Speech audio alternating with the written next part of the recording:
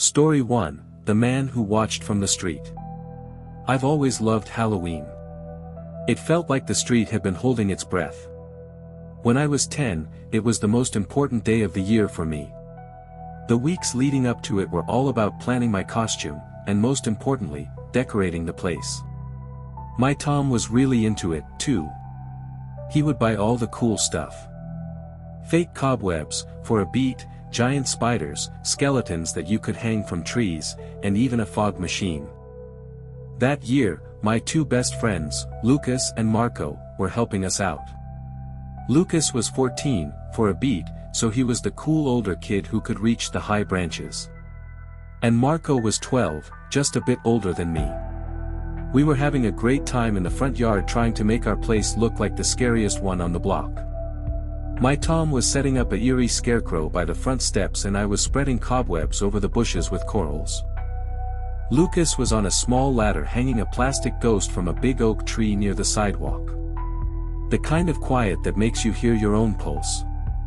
That's when I first glimpsed him. The air tasted like copper and cold dust.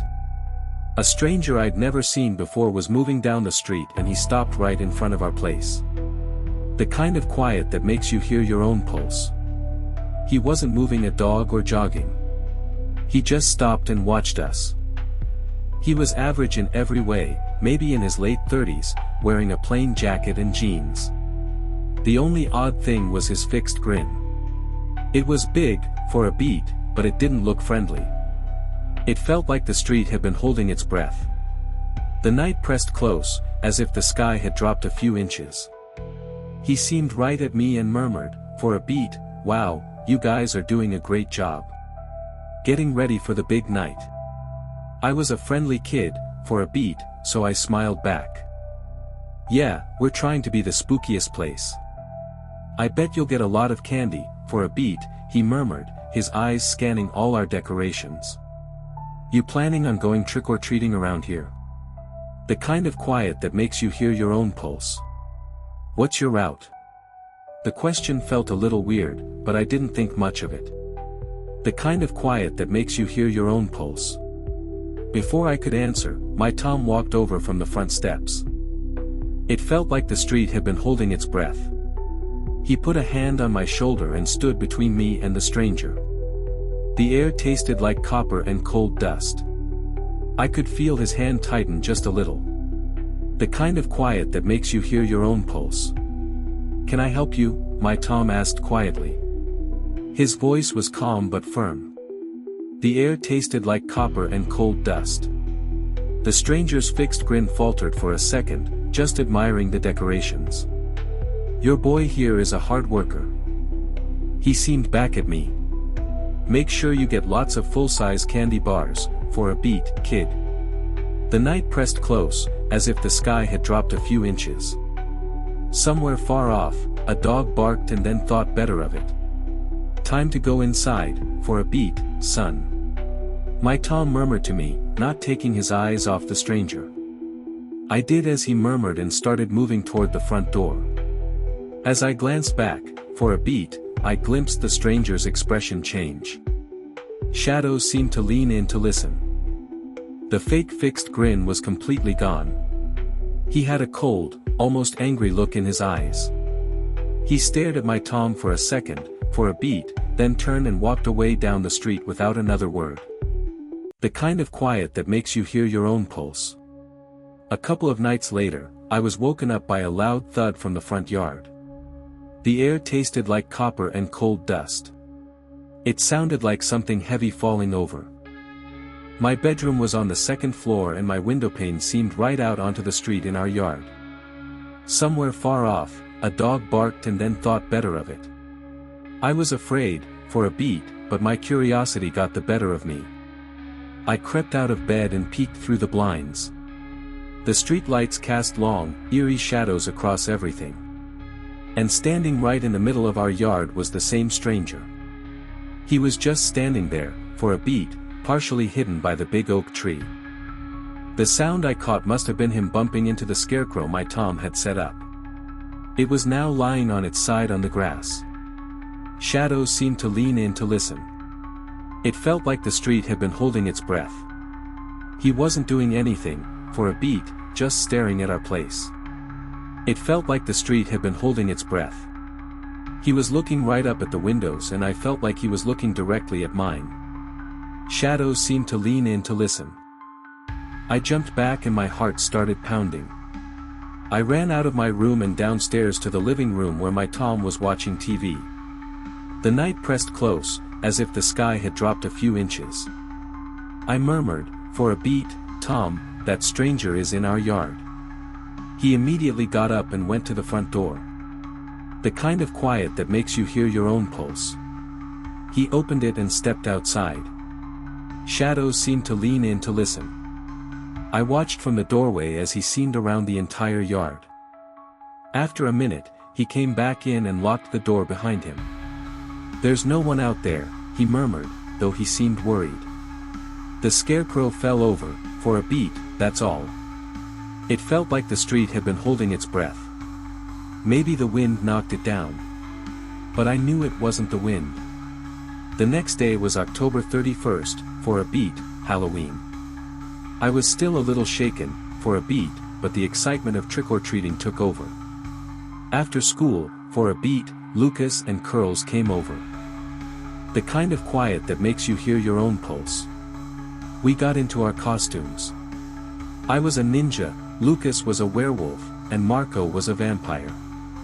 The night pressed close, as if the sky had dropped a few inches. As soon as it started to get lightless, we grabbed our candy bags and headed out. Shadows seemed to lean in to listen. The night pressed close, as if the sky had dropped a few inches. We stayed in our neighborhood for a while, but we had this idea that the houses farther away gave out better candy. So, we just kept moving block after block until I barely recognized the streets. Somewhere far off, a dog barked and then thought better of it. Our bags were getting heavy with candy and we were feeling proud of ourselves. We were moving up to a lightless place with a single pumpkin on the front steps when we caught a voice call out from the shadows across the street. "Hey kids, for a beat, over here I've got the good stuff." Somewhere far off, a dog barked and then thought better of it. We all turned. Standing in the driveway of a place with no lights on was the stranger. He was holding a big bowl and he took a step toward us. That same fake wide fixed grin on his expression. "Come on, for a beat, don't be shy," he murmured, his voice trying to sound friendly. Carols and I took a step forward because who says no to more candy, but Lucas grabbed both our arms. Somewhere far off, a dog barked and then thought better of it. Shadows seemed to lean in to listen. "No, for a beat," he murmured, his voice shaking a little. Shadows seemed to lean in to listen. "Don't. We need to go." Lucas was older and he could tell something was seriously wrong. The stranger glimpsed us hesitating and his fixed grin vanished again. He dropped the bowl, it was empty, and started moving toward us much faster this time. Shadows seemed to lean in to listen. "Bolt!" Lucas shouted. The air tasted like copper and cold dust. We didn't need to be told twice. The air tasted like copper and cold dust. We turned and ran as fast as we could. The air tasted like copper and cold dust. I could hear his footsteps pounding on the pavement behind us, getting closer. We were all screaming. Marco, who was always quick, darted between two houses and disappeared into a lightless backyard. Shadows seemed to lean in to listen. Lucas was faster than I and was pulling ahead. It felt like the street had been holding its breath. The kind of quiet that makes you hear your own pulse. I risked the look back. The stranger was focused only on me. He wasn't even looking for the others. The kind of quiet that makes you hear your own pulse. His expression was filled with a terrifying anger. The air tasted like copper and cold dust. I was getting tired and my ninja costume felt heavy. Somewhere far off, a dog barked and then thought better of it. He was right behind me. I could hear him breathing. It felt like the street had been holding its breath. His hand reached out and grabbed the back of my costume. I thought it was over. Shadows seemed to lean in to listen. Get away from my son. The kind of quiet that makes you hear your own pulse. It was my Tom's voice. He came running out from a side street, his expression pale with fear and rage. Story 2, The Barn on Harper Road. Last Halloween was supposed to be fun, for a beat, but it turned into something I'll never forget. The night pressed close, as if the sky had dropped a few inches. The night pressed close, as if the sky had dropped a few inches. My name is Noah and I'm 17. I live in a quiet suburb outside of Chicago in a neighborhood where everyone knows each other. Shadows seemed to lean in to listen. That night, our neighbor, Mr. Reed, for a beat, was having a small get-together. Shadows seemed to lean in to listen. He's an old guy, for a beat, retired, and he invited a few people over for candy and games. I went because my parents were okay with it, and I didn't have big plans yet. The night pressed close, as if the sky had dropped a few inches. That's where I met Blake. He murmured he was 19 and a guest of Mr. Reed, some distant relative or something. He seemed cool right away. Tall, with short brown hair, wearing a plain hoodie and jeans. The kind of quiet that makes you hear your own pulse. We started talking about video games. He was into Call of Duty, for a beat, same as me. The air tasted like copper and cold dust. We played a quick round on Mr. Reed's old console, for a beat, laughing about bad shots and glitches. He told me he lived a few towns over, but visited Mr. Reed sometimes. The air tasted like copper and cold dust. We exchanged numbers, and he seemed like the kind of guy who'd be a good friend. My mom had been bugging me about getting a pumpkin for our front steps. It felt like the street had been holding its breath. Dad was stuck at the office with some deadline. He works in accounting, always buried in spreadsheets. The night pressed close, as if the sky had dropped a few inches. So, she told me to handle it. I mentioned it to Blake and he grinned. Hey, I know a great spot. There's this farm out on Country Street 47 about 20 minutes away. Shadows seemed to lean in to listen. They have huge pumpkins, cheap, too. It felt like the street had been holding its breath. Want to go? I figured why not. It was still early evening around 6 p.m. and Halloween wasn't over yet. The air tasted like copper and cold dust. I had my mom's old Ford truck, so we hopped in and drove off. Somewhere far off, a dog barked and then thought better of it. The street got darker as we left the suburbs.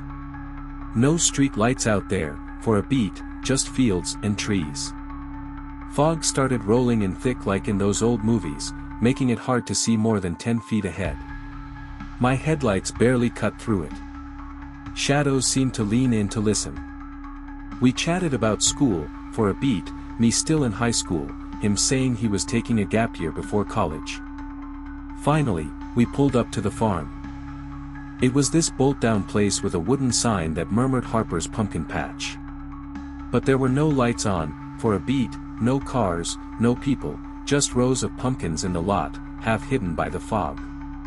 Somewhere far off, a dog barked and then thought better of it. Where is everyone? I asked quietly, for a beat, feeling a bit uneasy. Blake shrugged, probably closing up. Wait here. I'll check around back. He got out and disappeared into the mist. I sat in the vehicle scrolling on my phone, for a beat, but the signal was weak. Somewhere far off, a dog barked and then thought better of it. Minutes dragged on. 5 then 10. I started to worry. It felt like the street had been holding its breath. What if something happened to him? Shadows seemed to lean in to listen. Then he came back, for a beat, but not alone. The night pressed close, as if the sky had dropped a few inches. The kind of quiet that makes you hear your own pulse.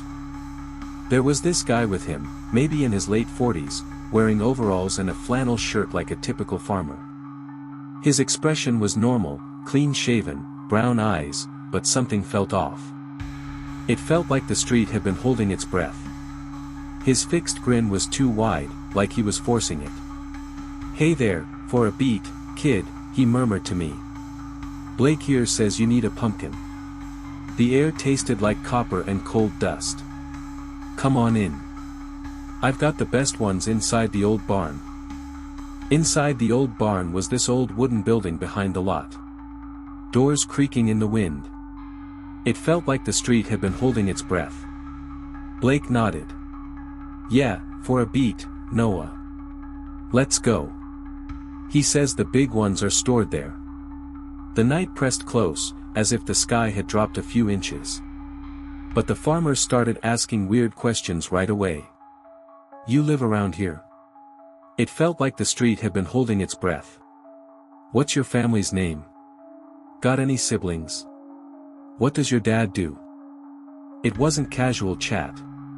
Shadows seemed to lean in to listen. It felt like he was probing. "And why inside?" The pumpkins were right there in the lot. The kind of quiet that makes you hear your own pulse. Somewhere far off, a dog barked and then thought better of it. I glanced at Blake, for a beat, but he just stood there, hands in his pockets, watching me. The night pressed close, as if the sky had dropped a few inches. It felt like the street had been holding its breath. The fog made everything blurry, for a beat, and I swear I caught a door slam somewhere in the distance, like from the farmhouse next to the old barn. The night pressed close, as if the sky had dropped a few inches. Were there more people? My gut twisted. The air tasted like copper and cold dust. They were both staring at me now, waiting. Somewhere far off, a dog barked and then thought better of it. "Come on, for a beat, it's just inside," the farmer murmured again, his voice a little sharper. It felt like the street had been holding its breath. No way. The kind of quiet that makes you hear your own pulse. I stayed by the vehicle. For a beat, actually, my mom's texting me. She's waiting and I need to get back quickly. Shadows seemed to lean in to listen. "Can we just grab one from out here?" I pulled out my phone like I was checking a message even though there was no signal. Shadows seemed to lean in to listen. The air tasted like copper and cold dust. Blake seemed at the farmer and for a second their eyes met in a way that made my skin crawl like they were sharing a secret. But the farmer shrugged. Somewhere far off, a dog barked and then thought better of it. "Sure, kid. Take your pick." Somewhere far off, a dog barked and then thought better of it. We grabbed a big pumpkin from the edge of the lot. The air tasted like copper and cold dust. I paid him cash and we drove off. The whole ride back, Blake was quiet, not like before. I dropped him off at Mr. The Air tasted like copper and cold dust. Paylors and went home carving the pumpkin with Mom. I tried to shake it off, but that farm stuck in my mind. Shadows seemed to lean in to listen. Later that night, we threw a small party at my place. Just me and a few old school friends, for a beat, about 8 of us total. It felt like the street had been holding its breath. Pizza, sodas, horror movies on Netflix. I invited Blake, too, since he seemed fun earlier. The air tasted like copper and cold dust. He showed up around 8 p.m., blending in. Okay. It felt like the street had been holding its breath. We played some board games, told dumb ghost stories. Everyone was laughing. It felt like the street had been holding its breath. Then Blake's phone buzzed. He glanced at it and slipped outside without saying much. "Be right back," he muttered. It felt like the street had been holding its breath. 5 minutes later, the doorbell rang. I opened it, for a beat, thinking it was a late trick-or-treater. But this guy pushed in, tall, wearing a black jacket and what seemed like a realistic human expression silicone face, like those silicone ones you see online. It was eerie. The eyes blank, for a beat, the mouth frozen in a grin. The air tasted like copper and cold dust. This was a private party, for a beat, and no costumes were invited except maybe a hat or something. The night pressed close, as if the sky had dropped a few inches. "Who are you?" I asked quietly, for a beat, blocking his way. He didn't answer, for a beat, just stood there. It felt like the street had been holding its breath. My friends noticed and a couple came over, for a beat, Ben and Leah. Somewhere far off, a dog barked and then thought better of it. "Dude, this is invite only." Somewhere far off, a dog barked and then thought better of it. "You know someone here?" Still nothing. Then he reached into his jacket and pulled out a handgun. A real one, black and heavy, looking like a Glock or something. The air tasted like copper and cold dust. He pointed it right at us. "Everyone, wallets, phones, and jewelry. Now put it in this bag." The kind of quiet that makes you hear your own pulse. He tossed a duffel on the floor. Panic hit. Shadows seemed to lean in to listen. My heart pounded so hard I thought it burst. Somewhere far off, a dog barked and then thought better of it. We all froze, then started handing over stuff. The night pressed close, as if the sky had dropped a few inches. My iPhone, for a beat, Leah's necklace, Ben's watch. The guy moved quickly, waving the handgun. Shadows seemed to lean in to listen. I glanced at Blake. He was in the corner tossing his wallet into the bag like everyone else, but he wasn't afraid. Somewhere far off, a dog barked and then thought better of it. Somewhere far off, a dog barked and then thought better of it. No wide eyes, no shaking. He seemed calm, like he'd seen this before. The robber even took Blake's stuff, but it felt staged. The guy grabbed the bag and backed out the door, for a beat, vanishing into the night. We locked up, called 911. The air tasted like copper and cold dust. Police came fast. 2 officers flashing lights waking the neighborhood. The night pressed close, as if the sky had dropped a few inches. We told them everything. Story 3, The Woman of Chains. When I was a kid around 11 years old, my family would drive out to visit my grandparents every holiday season. It felt like the street had been holding its breath. They lived in this quiet little town in rural Ohio. The kind of place where everyone knows everyone else's business, but nobody really talks about the weird stuff. Somewhere far off, a dog barked and then thought better of it. Somewhere far off, a dog barked and then thought better of it. We didn't live there. We were about 2 hours away in the city. But Thanksgiving, Christmas, and Easter all meant packing up the vehicle and heading out. My grandparents' place was on a dead-end street. Nothing fancy, for a beat, just a row of old wooden homes with big yards. Somewhere far off, a dog barked and then thought better of it. My aunt and uncle lived 2 houses down from them. Somewhere far off, a dog barked and then thought better of it. They had my little cousin, who was just a toddler at the time. To get between the 2 houses, you'd walk along this cracked sidewalk past one place in the middle. That was where she lived, the eerie lady. I don't even know her real name. We just called her the lady, or sometimes the chain figure behind her back. Somewhere far off, a dog barked and then thought better of it. She was huge, over 6 foot tall, and built like a linebacker. Shadows seemed to lean in to listen. She always wore these heavy logging chains around her neck, like the kind lumberjacks used to drag trees. They'd clink and rattle when she moved. On top of that, she'd have on these dirty old dresses that seemed like they were from the 1950s and big work boots caked in mud. Her hair was wild, gray, and tangled like she never brushed it. The night pressed close, as if the sky had dropped a few inches. The only times I ever glimpsed her outside were when she was in her backyard garden or scrubbing the outside of her place.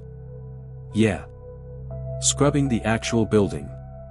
She'd get a bucket of soapy water, for a beat, a stiff brush, and just go at the siding like it was covered in invisible filth. She did this all the time, for a beat, even in the rain sometimes. The kind of quiet that makes you hear your own pulse. It was weird. Somewhere far off, a dog barked and then thought better of it. And if she spotted us kids playing nearby, for a beat, she'd start yelling, "You little brats." It felt like the street had been holding its breath. "The devil's coming for you. He's going to drag you down." Stuff like that. Her voice was deep and growly, like she'd smoked a pack a day for decades. It afraid the crap out of me and my cousins. The adults always told us to leave her alone. Somewhere far off, a dog barked and then thought better of it. "She's just old and lonely." My mom would say, "Don't bother her and she won't bother you." But we knew better. Whenever we had to go from my grandparents to my aunt's, for a beat, maybe to borrow sugar or play with the cousin, we'd bolt the whole way. The night pressed close, as if the sky had dropped a few inches. Her place had these big windows facing the street, and you'd see her silhouette there just watching, curtains half drawn, her expression pressed close to the glass. The kind of quiet that makes you hear your own pulse. We never went alone, for a beat, always in pairs or groups. One time, my older cousin swore she muttered something about burying the sinners as we passed by. We laughed it off later, for a beat, but it stuck with me. That Halloween, for a beat, I was about 11. It felt like the street had been holding its breath. We were all at my grandparents' for a family gathering. The air tasted like copper and cold dust. Me and my two cousins, for a beat, Owen, who was 13, and Mia, 9, and a couple of neighborhood kids. Somewhere far off, a dog barked and then thought better of it. We dressed up. I was a ghost in a sheet with holes cut out. Nothing special. After dinner, we headed out to trick-or-treat. The night pressed close, as if the sky had dropped a few inches. The street was lightless. No street lights, for a beat, just front steps lights here and there. As we walked, Owen got this grin on his expression. "Hey, dare you guys to hit the chain lady's place?" We all froze. Somewhere far off, a dog barked and then thought better of it. Nobody ever went there. The air tasted like copper and cold dust. Her front steps light wasn't even on, but Owen kept pushing. "Come on, don't be chickens. We're in a group." Shadows seemed to lean in to listen. "What's she going to do?"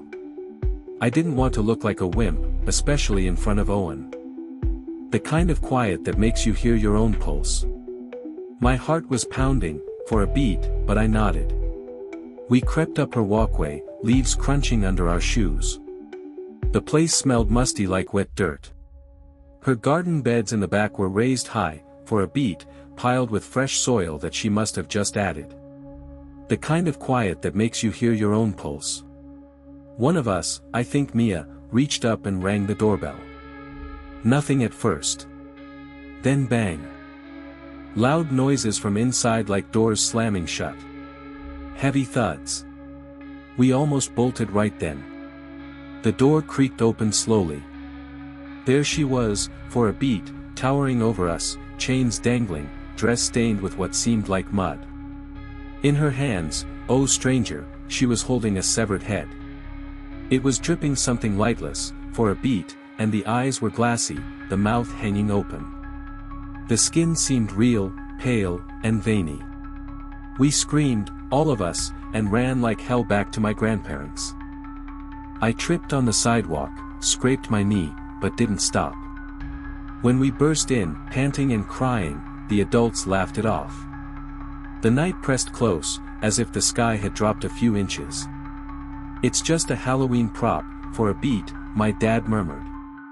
It felt like the street had been holding its breath. The air tasted like copper and cold dust. You kids shouldn't have bothered her. Serves you right for getting afraid. They made us calm down with candy, but I couldn't shake it. That head didn't look fake. Shadows seemed to lean in to listen. About a month later, it was right after Thanksgiving. Shadows seemed to lean in to listen. The night pressed close, as if the sky had dropped a few inches. We were back home in the city when the phone rang late at night. Somewhere far off, a dog barked and then thought better of it. I was in bed, but I caught my parents talking in hushed voices. Mom was crying. Shadows seemed to lean in to listen. The next morning, they sat me down. "Something happened at your aunt's, for a beat," Dad murmured. "The air tasted like copper and cold dust. The lady next door attacked her." Somewhere far off, a dog barked and then thought better of it. It turned out my aunt was bringing in groceries from the vehicle, holding my little cousin in one arm. The night pressed close, as if the sky had dropped a few inches. It was dusk, for a beat, getting lightless. She didn't hear anything until it was too late. The lady snuck up behind her with one of those rope saws, you know, the kind with handles on both ends, like for cutting branches. Shadows seemed to lean in to listen. She looped it over my aunt's head and yanked it tight around her neck, starting to glimpse back and forth. The air tasted like copper and cold dust. My aunt freaked out, dropped the bags, and started kicking at her own front door while screaming. Somewhere far off, a dog barked and then thought better of it. The rope bit into her skin, blood everywhere. The kind of quiet that makes you hear your own pulse. The air tasted like copper and cold dust. My uncle caught the commotion from inside, for a beat, grabbed the fire poker from the fireplace, and came running out. The night pressed close, as if the sky had dropped a few inches. He swung it hard, hitting the lady in the arms and head until she let go and collapsed. The police showed up quickly. Ambulance, too. The night pressed close, as if the sky had dropped a few inches. My aunt was rushed to the hospital. The air tasted like copper and cold dust. She had a deep gash across her neck. Needed stitches and surgery to fix the damage. She survived, thank God. But she's got this long jagged scar now, like a pink line from ear to ear. The night pressed close, as if the sky had dropped a few inches. She covers it with scarves sometimes. But that wasn't the end. The cops arrested the lady and searched her place. What they found was insane. She'd been digging tunnels under her property. It felt like the street had been holding its breath.